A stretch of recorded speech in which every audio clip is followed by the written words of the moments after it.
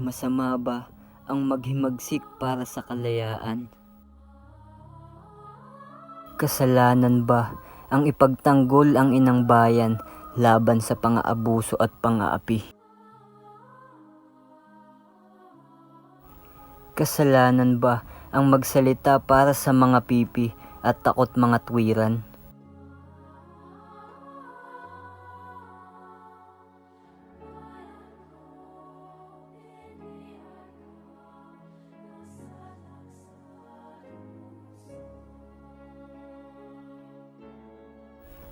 Krimen ba ang ilantad ang mga katiwaliang nagpaparusa sa ating bayan?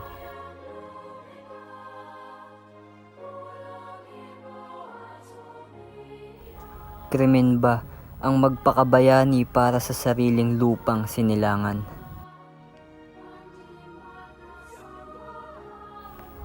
Pinili ng tao ang mag-alay ng buhay upang muling buhay ng bansang tilay patay na, upang sagipin mula sa hagulgol ng sakit at dalamhati.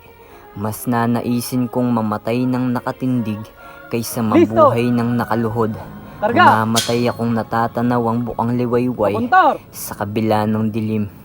Kung kinakailangan mo ng pulang pangulay, gamitin mo ang aking dugo upang lalo pang magningning ang iyong liwanag.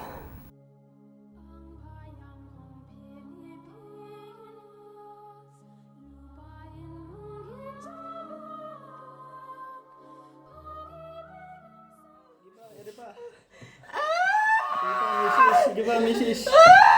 Malapit na, konti na lang. Sige pa. Sige pa. Ayun na yung ulo. Ayun na. Ayun na, ayun na.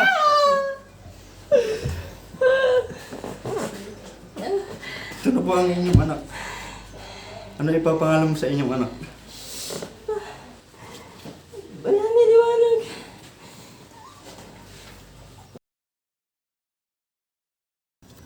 A, ba, Ba, ka, ka, da, da, e, ga, ha. ha. Tay, pwede mo ba akong kwentuhan? Oo naman anak. Alam mo ba ang kwento ni Alon Luminarias? Hindi pa po. Ang kwento ni Alon Luminarias. Sa isang makabagong lungsod na kilala bilang Centralia, matatagpuan na isang manunulat na nagngangalang Alon Luminarias. Si Alon ay mapagmahal sa pamilya, ngunit may malalim na pagnanais na baguhin ang sistema ng edukasyon at labanan ang katiwalian sa pamahalaan. Minsan, habang nagsusulat si Alon sa kanyang maliit na opisina, narinig niya ang kwento ng kanyang lola tungkol sa isang sinaunang alamat ng napakaliwanag na bituin na naglaho sa kalangitan. Ang bituing ito ay sinasabing magbabalik upang muling magbigay liwanag sa mga naliligaw na kaluluwa ng bayan. Naantig ang puso ni Alon sa alamat na ito at ipinangako niya sa kanyang sarili na siya ang magiging modernong bituin na magbibigay liwanag sa mga mamamayan ng Centralia. Sa kanyang pagtuturo, nagsimula siyang magturo ng mga aralin tungkol sa kahalagahan ng katotohanan, hustisya at pagmamahal sa bayan. Hindi nagtagal, nakuha niya ang pansin ng mga mag-aaral at buong komunidad. Subalit, dahil sa kanyang pagiging prangka at walang takot na pagbabatikos sa mga katiwalian, siya ay naging target ng mga nasa kapangyarihan. Isang gabi, habang si Alon ay pauwi mula sa isang pagtitipon ng mga kabataan, siya ay napansin ng isang grupo ng mga armadong kalalakihan. Tinangka siyang takutin at pilitin na tumigil sa kanyang mga ginagawa. Ngunit, sa halip na umatras, mas lalo pa lumakas ang loob ni Alon. Sabi, hindi ako magpapadala sa takot. Mas pipiliin kong mamatay na may dignidad kaysa mabuhay na alipin ng kasinungalingan. Dahil sa kanyang tapang at dedikasyon, si Alon ay nagpatuloy sa kanyang misyon. Sa kabila ng mga banta sa kanyang buhay, walang makakapigil sa kanyang adhikain. Hindi nagtagal, ang kanyang mga aral at mga akda ay nagpalaganap ng kamalayan sa mga tao ng Centralia. Nagsimula ang isang kilusan na tinatawag na Pamana ng Liwanag, isang samahan ng mga kabataang nagnanais ng tunay na pagbabago. Ngunit, ang mga kasamaan ay hindi natutulog. Isang madilim na gabi, habang si Alon ay nagpapahinga, isang pagsabog ang yumanig sa kanyang tahanan. Sa kabila ng panganib, sinikap niya iligtas ang kanyang mga mahal sa buhay. Sa huli, siya ay nagtagumpay, ngunit hindi na muling nakita si Alon matapos ang pagsabog. naging inspirasyon ang kanyang pagkawala sa mga tao ng Sentralya. Ang kanyang mga salita at mga gawa ay nagbigay ng liwanag sa mga naghahanap ng katotohanan. Ang pamana ng liwanag ay patuloy na lumagot at nagbigay buhay sa hadikain ni Alon. Sa bawat sulok ng lungsod ay naroon ang kanyang alaala, isang modernong bayani na nagsakripisyo para sa kinabukasan ng kanyang bayan. Tay, ang galing. Alam niyo po ba kung ano yung natutunan ko? Ano yun, anak? Tay, natutunan ko na dapat di tayo sumuko sa hirap.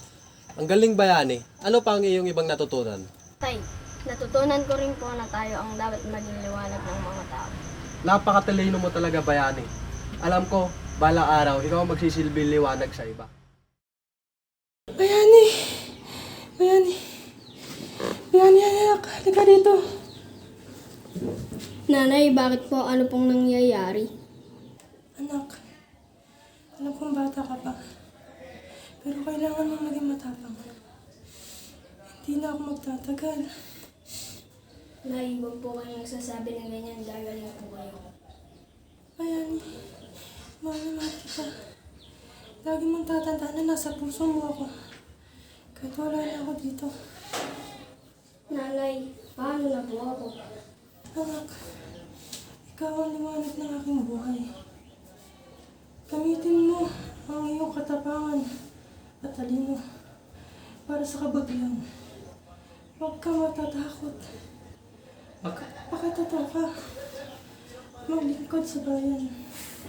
Nay, paano po yung magagawa kung wala na kayo? Nandito lang ako, anak. Sa puso mo. Sa bawat hakbang mo. Ipapaalala ko sa'yo na hindi ka nag-iisa. Mahal na mahal kita, Bayani. Huwag mong kakalimutan yun. Nay, mahal na mahal din kita. Mahal mo na. Nay! Nay! Nay! Huwag niyo akong iwan. Magandang umaga sa inyong lahat. Ngayon, tatalakayin natin ang tungkol kay Dr. Jose Rizal. Sino ang magbabahagi dito ng buhay ni Rizal? Sige, Bayan. Sir, si Dr. Jose Rizal. Si Dr. Jose Rizal ay pinanganak noong July 19, 1861 sa Calamba, Laguna. Siya ay isang manggagamot, isang manunulat, at isang Pilipinong nagsilbing inspirasyon sa kapwa niya Pilipino sa revolusyon laban sa mga Espanya. Ang mga tanyag na gawa ni Rizal tulad ng kanyang mga nobela na No Limitangere at El Filibusterismo. Ano ang kahalagahan ng mga akdang ito sa ating kasaysayan? Sir, ang dalawang akda ni Rizal na El Pili at No Limitangere ay nagbukas ng mga mata ng mga Pilipino para sa mga pang-aabuso at katiwalian ng mga praile sa pamahalaan ng mga Kastila. Ang akdang ito ay nagpakita ng kahalagahan ng edukasyon, pagmamahal sa bayan at pagkakaisa ng Pilipino para makamit ang ating tagumpay. Napakahusay, Bayani. Paano mo nakikita ang impluwensya ni Rizal sa kasulukuyang panahon? Sa tingin ko, sir, ang mga aral ni Rizal ay kailangan at mananatiling mahalaga sa ngayon. Sa panahon ngayon ng modernisasyon at globalisasyon, kinakailangan pa rin natin na ipaglaban ang katotohanan, hustisya at kalayaan. Kailangan din natin tandaan na ang edukasyon ay sandata at makapangyarihan laban sa kasinungalingan at sa kamangmangan. Ang kanyang tapang at dedikasyon sa bayan ay dapat nating inspirasyon sa ating pang-araw-araw na buhay. Tama ka, Bayani. Higit kailanman, kailangan natin ng mga bagong Rizal na handang magsakripisyo para sa ikabubuti ng ating bayan. Ang pamana ni Rizal ay hindi lamang mga libro, kundi sa bawat isa sa atin. Nagmamahal sa ating bansa at handang maglingkod dito. Maraming salamat, Bayani, sa iyong pagbabahagi ng iyong nalalaman. Salamat din po, sir. Ang pamana ni Rizal ay isang paalala na ang bawat Pilipino ay may kakayahan at responsibilidad na magbigay liwanag at pagbabago sa ating lipunan.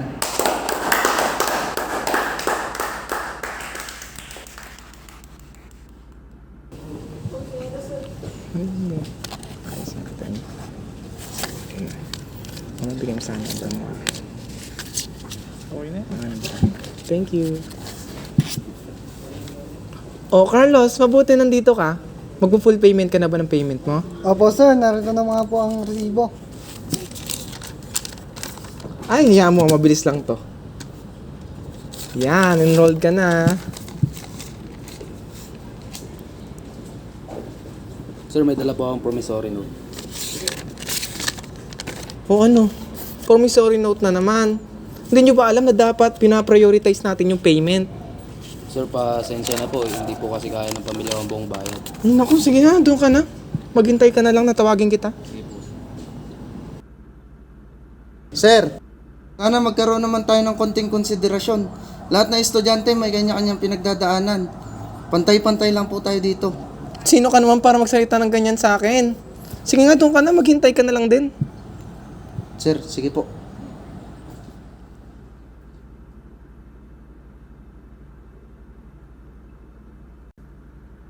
Sir, anong nangyari sa inyo? Magpapacheck up lang po. Kamusta na may pakiramdam na sir? Ito po, nahihilo.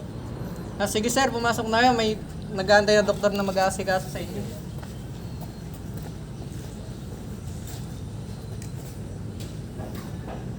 Nurse, kailangan ko na po ng tulong. Malala po ang sugat ko. Sige sir, kumuha ka muna ng number at pumila. Maraming pasyente dito. Pero kailangan ko na po ng lunas. Sinabi ko na magantay ka, hindi lang ikaw ang may kailangan ng tulong dito. Patawad po, pero mukhang kailangan ng agarang tulong ng pasyente. Baka po pwedeng makita na siya ng doktor. At sino ka naman? Pwede bang sumunod ka na lang sa proseso? Naintindihan ko pong may proseso, pero di ba po kailangan nating bigyan ng pansin ng kalusugan at kaligtasan ng isa't isa. Kailangan po pantay ang pagtingin natin sa mahirap at mayaman. Dok! Dok! Pwede bang tignan natin yung pasyente? Mukhang malubahan na kalagayan nila. Kailangan na nila ng maagarang tulong. Oo, tingnan natin.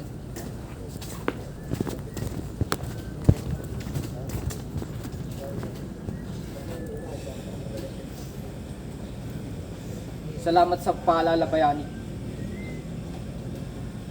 Hindi ko talaga matanggap, Andres. Sa eskwelahan pa lang, nakita ko na kung paano pinapahiya ng registrar ang hindi makapagbayad na estudyante. Tapos sa ospital, grabe, hindi pagkapantay-pantay. Pinaprioritize nila ang mayaman habang ang mahihirap.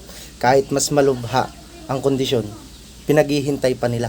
Alam ko, Bayani, ang sistema talaga natin dito sa Pilipinas ay punong-puno ng katiwalian at hindi pagkapantay-pantay.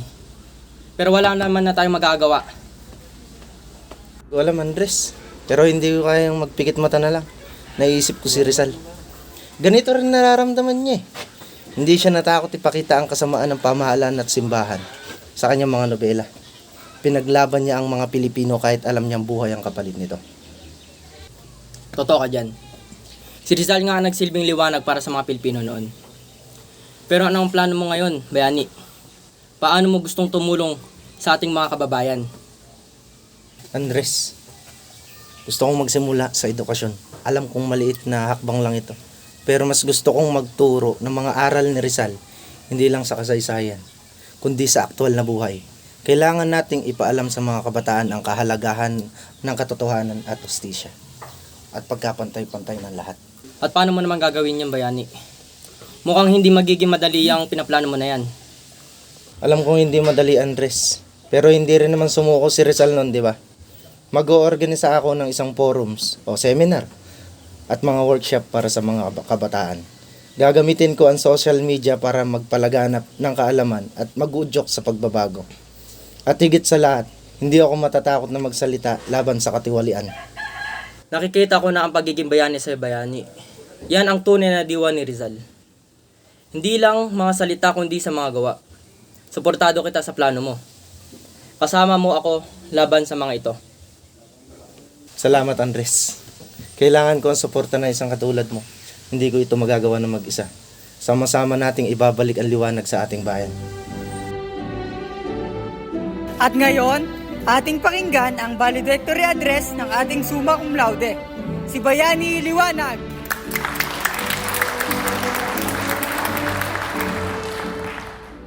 Magandang araw sa inyong lahat.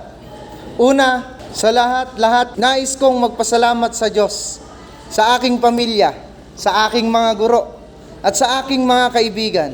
Naging bahagi kayo ng aking paglalakbay. Ang araw na ito ay hindi lamang para sa akin, kundi para sa ating lahat. Nais kong ibahagi sa inyo ang isang kwento na naging inspirasyon ko simula nung bata hanggang sa ngayon. Ang kwentong ito ay ipinasa sa akin ng aking ama.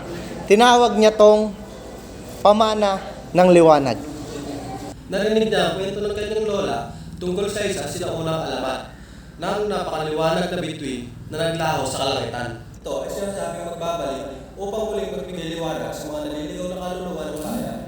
Nating ang puso ni Alon sa alamat na ito at ipinangako niya sa kanyang sarili na siya ang magiging modernong bituin na magbibigay liwanag sa mga mamamayan ng Sentralya. Mula sa kwentong iyon, namulat ako sa pangangailangan ng ating bayan sa liwanag at inspirasyon. Naging misyon ko na sundan ang yapak ng mga bayani tulad ni Rizal, na nagbigay liwanag sa ating kasaysayan sa pamamagitan ng kanyang mga akda at sakripisyo. Ngunit ang pinakamalaking hamon sa buhay ko ay dumating noong pumanaw ang aking ina. Isa iyon sa pinakamabigat na pagsubok na kinaharap ko. Hindi ko malilimutan ng huling mga salita niya sa akin.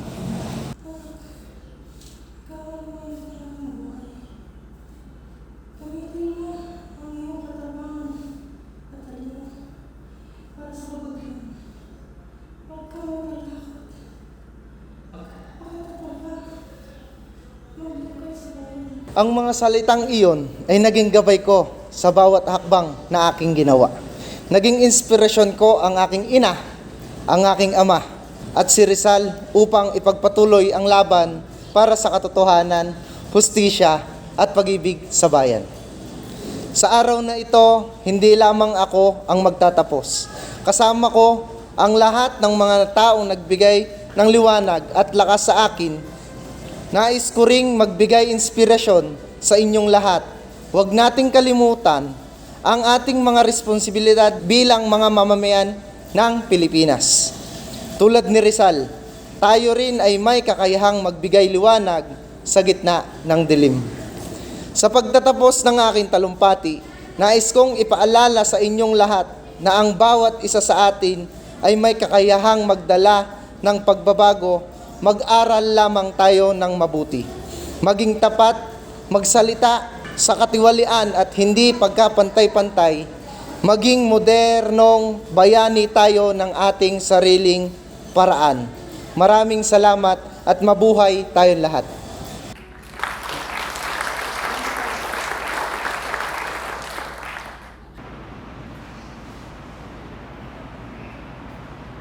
Okay, good morning class! Sa ngayon, pag-uusapan natin ang kasalukuyang sitwasyon ng ating bayan. Ano ang mga nakikita nyong pangunahing problema ng ating lipunan? Sa tingin ko, sa mga malaking problema ng ating gobyerno ay ang katiwalian. Maraming politiko ang gumagamit ng kanilang posisyon para sa kanilang pansariling interes. Pati po sa edukasyon, sir, maraming estudyante ang hindi nakakakuha ng sapat na suporta dahil sa kakulangan ng pondo at mga pasilidad. Tama kayo. Ang katiwalian ay at hindi pagkakapantay-pantay ay ilan lamang sa ating mga problema na kinakaharap. At kung titignan natin ang kasaysayan, makikita rin natin ang parehong issue noong panahon ni Dr. Jose Rizal.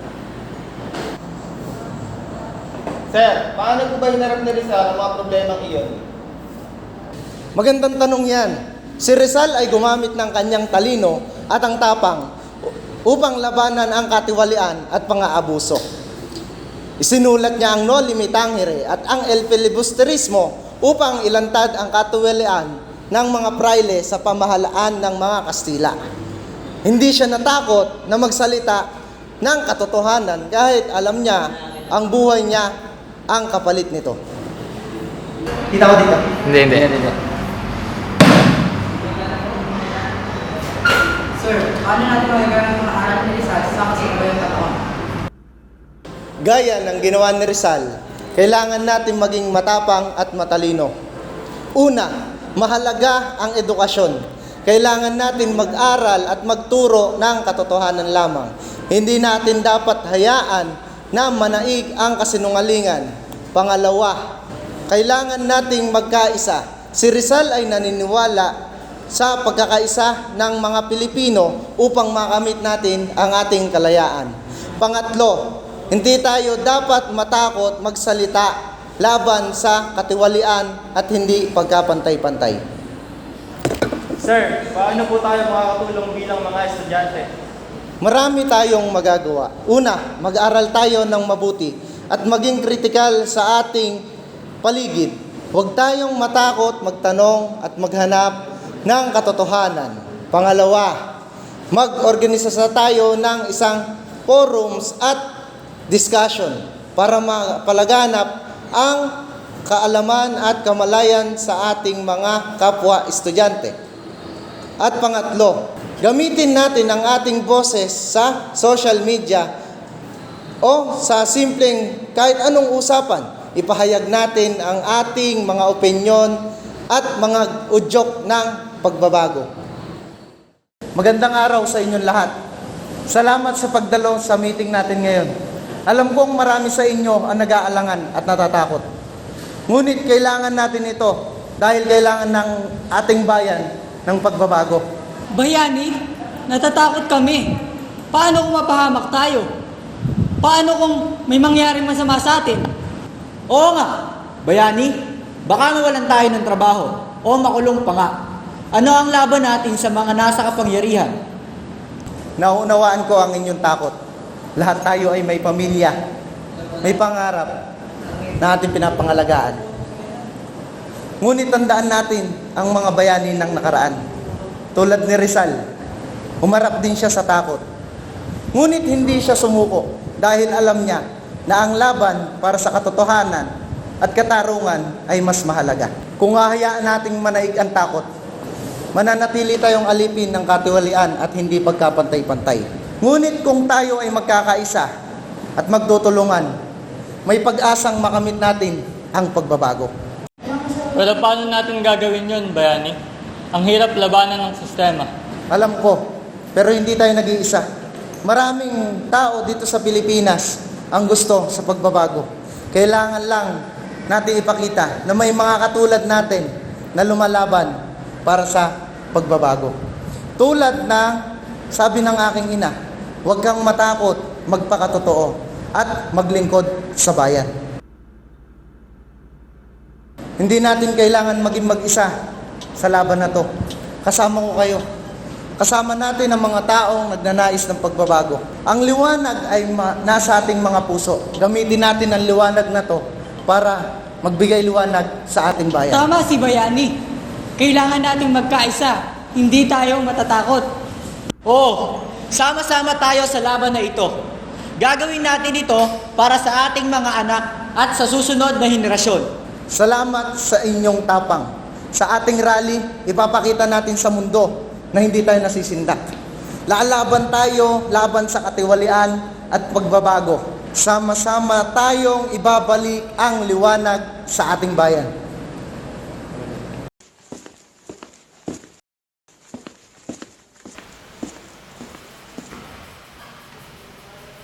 Mayor, may masama po akong balita. Ano naman yan, Marco?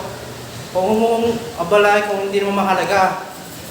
Mayor, may nakakapagsabi po sa akin na may isang guro na bumubuo ng isang organisasyon laban sa katiwalian dito sa ating bayan. Siya po si Bayani Liwanag. Bayani Liwanag? Isang guro? Ano itong balak niyang gawin? Mayor, ang guro pong ito ay nag-oorganisa ng mga rally at pagtitipon para ilantad ang mga katiwalian sa gobyerno. Nagsisimula na po silang magising ang mga tao dahil sa kanya. Isang guro lang siya. Sino siya para labanan ako? Hindi niya alam kung gaano kapangyarihan ang hawak ko. Mayor, mukhang seryoso po si Bayani. Marami na po siyang nahihikayat na sumali sa kanyang organisasyon.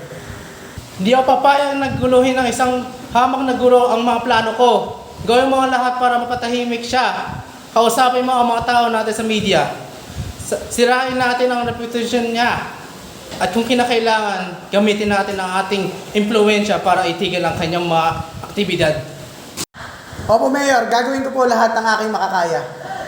Tandaan mo, Marco, hindi tayo pwede matalo ng isang gulo lang. Ipakita natin sa kanya kung sino ang tunay na may kapangyarihan dito. Mayor Salvador, may mga ulat na nagsasabing may isang guro dito na nag-oorganisa ng mga rally laban sa katiwalaan. Ano pong masasabi nyo dito? Mga kababayan, ako po ay lubos na nababahala sa mga hindi katotohanan kumakalat sa ating komunidad. Hindi natin dapat pinapayagan ang ganitong uri ng paninira sa ating bayan. Pero Mayor, may mga report din na naglalabas ang nasabing guro ay nagbibigay ng mga pambabastos or di katotohanang laban sa ating pamahalaan. Ano po ang inyong aksyon dito? Ito ay lubos na nakakabahala. Hindi tayo dapat mapapabaya sa mga ganitong elementong sumisira sa ating bayan. Bilang pinuno, ako ang dapat na nagsusulong ng kaayusan at pagkakaisa sa ating komunidad. May mga nagsasabing may personal na interes ang inyong administrasyon sa pagpigil ng kanyang mga aktibidad. Ano po ang masasabi niyo rito? Sino ba sila mga ito at bakit tayo papaniniwalaan sila? Ang ating administrasyon ay transparent at walang itinatago. Hindi kami napapahintulot sa anumang uri ng panilinlang at pamumulitika. Ang ating layunin ay ang kapakanan ng ating bayan at mga mamamayan. Mayor, may mensahe po ba kayo sa nasabing guro? Sa nasabing guro, kung talagang may hangarin kayong makatulong sa bayan, sana ay gawin nyo na ito ay legal at maayos na paraan. Hindi tayo dapat naglalabas ng mga hindi katotohanan at pasikat na mga bang upang magdulot ng pagkakabahala sa ating komunidad. Maraming salamat, Mayor Salvador. Maraming salamat sa inyong oras.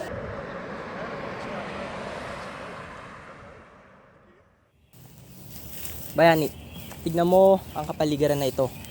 Kitang-kita mo, napakalinis na kanilang kapaligiran. Makikita mo ang disiplina at pagmamahal nila dito sa kanilang bayan. Oo nga, halatang halata kung gaano kaganda ang kapamahalan nila dito. Di ba ganito rin ang gusto mong gawin sa Pilipinas? Oo, pag uwi natin sa Pilipinas, gagawin natin yun. Alam mo, Bayani, marahil kailangan natin pag-aralan ang sistema nila dito. Kasi ang sistema nila ay maaari nating makuha para sa pagbabago ng sistema sa ating bansa. Yun ang problema, Andres. Napakalaki ng pagkakaiba ng bansang ito kumpara sa bansa natin. Kaya nga dapat tayong kumuha na mga bagay na pwede nating mapulot para sa pagbabago ng Pilipinas. Oo, marami tayong matututunan dito. Makukuhang aral para mabago ang Pilipinas. Sir Bayani, may mga balita na kumakalat tungkol sa iyon sa media. Sinasabi nila na ikaw daw ang guro na tinutukoy ni Mayor Salvador na nag-oorganisa ng laban sa katiwalian. Totoo ba iyon? Oo, ito ay totoo. Oo nga, ako ang gurong tinutukoy ni Mayor Salvador. Ngunit hindi totoo ang mga paratang na iyon laban sa akin at sa ating organisasyon. Pero Sir Bayani, baka maapektuhan tayo ng mga paratang na iyon. Paano kung magkaroon ng masamang impresyon sa atin ng ibang tao? Alam ko na yon ang kinakatakutan natin. Ngunit kailangan nating maging matatag at magtiwala sa ating mga prinsipyo. Hindi tayo gumawa ng anumang masama para sa ating bayan. Ang ating layunin ay magbigay ng liwanag at magkaroon ng tunay na pagbabago. Paano natin mapapaliwanag sa iba ang ating mga hadikain? Pagpatuloy lamang natin ang ating mga gawain at magpakita ng katotohanan sa ating mga kilos. Sa oras na makita ng iba ang ating dedikasyon at hangaring makatulong, maiintindihan nila ang tunay nating layunin. Sir Bayani, kami ay sumusuporta sa iyo. Hindi kami magpapadala sa mga paninira. Ang aming paniniwala ay nakatuon sa pagbabago at pag-unlad ng ating bayan. Salamat sa inyong mga suporta at pagtitiwala. Sa ating pagkakaisa at pagkatutulungan, magtatagumpay tayo para sa ating layunin, para sa ating bayan.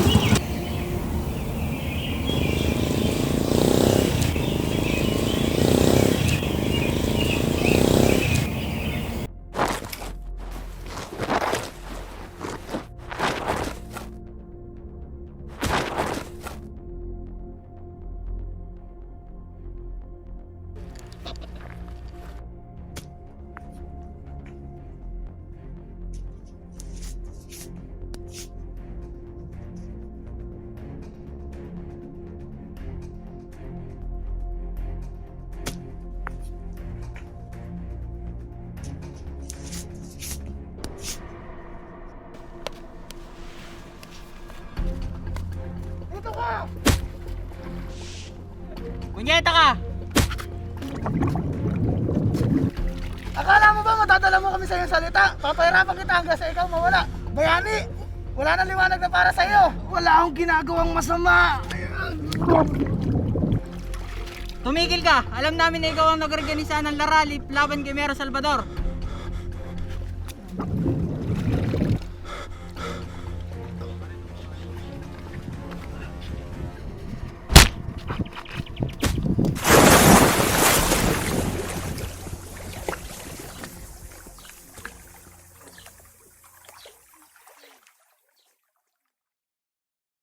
Magandang araw po sa inyo lahat. Narito po ako ngayon upang ipaglaban ang karangalan at pangalan ni Bayani Liwanag. At upang ilantad ang makatiwaliang ginawa ni Mayor Salvador.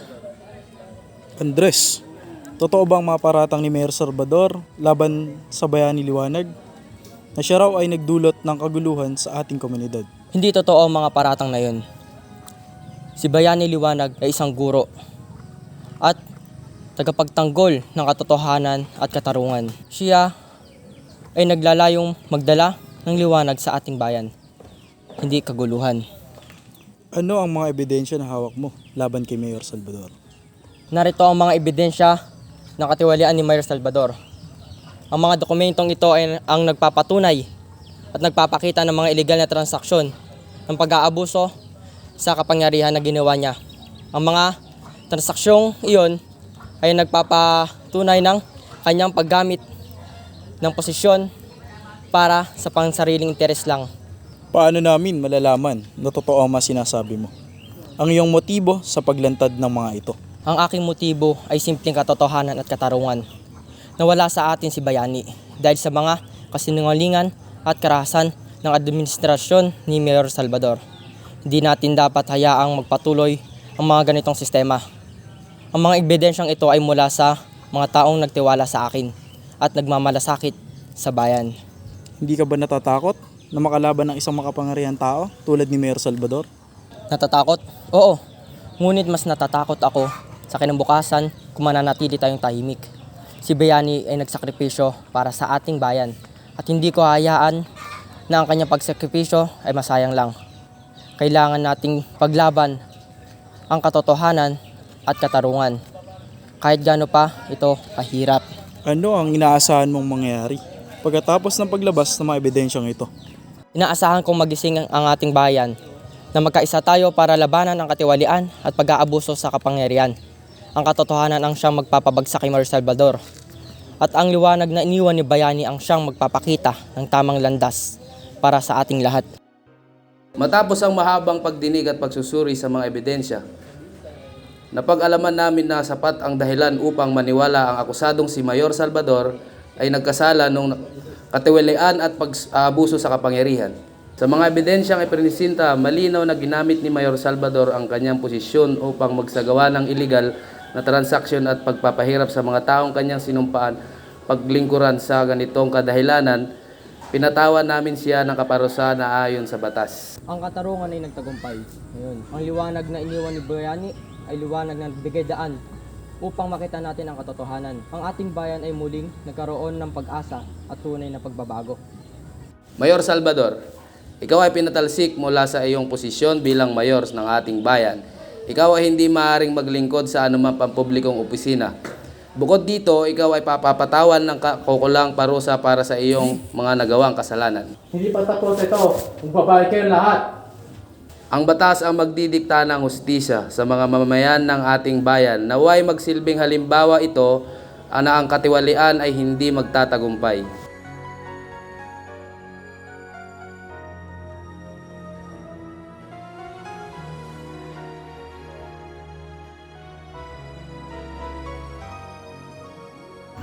Sa bawat pagtatapos ay may bagong simula. Katulad niyo sa Rizal, naalay ko ang aking buhay para sa bayan. Ang aking layunin ay isang bagay lamang, ang kalayaan at katarungan para sa ating mga kababayan. Habang ang huling liwanag ng araw ay lumulubog sa aking buhay, umaasa akong ang aking mga ginawa at paninindigan ay magsisilbing gabay sa inyong lahat. Ang mga sakripisyo ni Rizal ay hindi nasayang sapagkat ito'y nagbigay inspirasyon sa akin at sa marami pang iba. Sa mga kabataan at mamamayan ng ating bayan, ipagpatuloy ninyo ang laban. Huwag kayong matakot sa kadiliman, sapagkat ang liwanag ay nasa loob ninyo. Huwag kayong susuko sa harap ng pang-aabuso at katiwalian. Ang liwanag ng katotohanan at katarungan ang magpapatuloy sa ating laban. Ang aking buhay ay magwawakas. Ngunit ang ating laban ay hindi. Patuloy na magliwanag ang ating bayan sa kabila ng lahat ng pagsubok. Ang liwanag na iniwan ko ay magiging gabay nyo sa landas ng pagbabago at pag-asa. O ang pag-ibig ko'y sa'yo, inang bayan.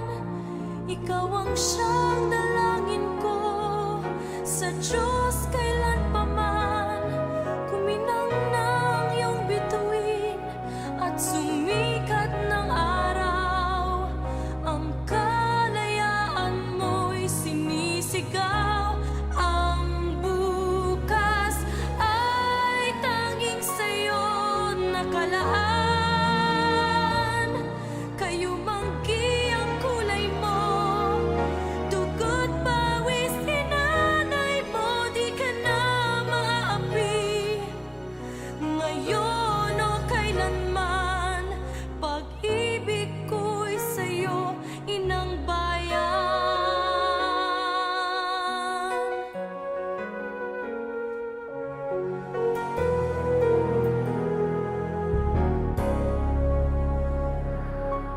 Dakilang bayan, kapayapaan, iyo'y muli nang nakamtan. Tulad nung araw, bago inagaw, ang kayamanan mo, ang iyong kalayaan. Nang pahiran